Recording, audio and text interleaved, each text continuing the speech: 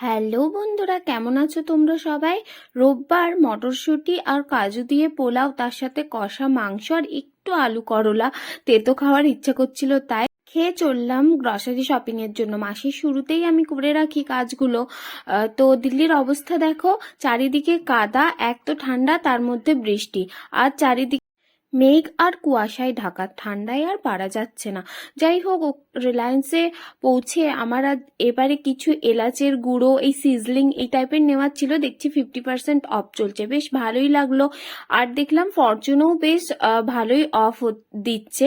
5 লিটারের যে ভালোই অফার দিচ্ছে। তোমরা কিন্তু তোমাদের আশেপাশে রিলায়েন্স মার্টে গিয়ে করে দেখতে দেখতে পারো। কিছু চকলেটসও নেওয়ার ছিল, আমুলের নিয়েছি। আমুল বলতে বলতে আটার সেকশনে গিয়ে দেখলাম, ও বাবা, আমুলের আবার আটাও বের করে দিয়েছে।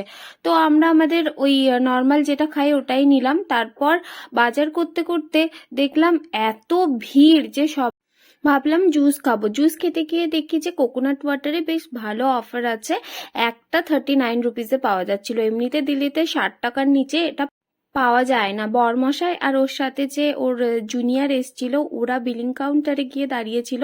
আর আমার এখানে আসলে এই ভেজ কুরকুরে মোমোটা খাওয়া চাই।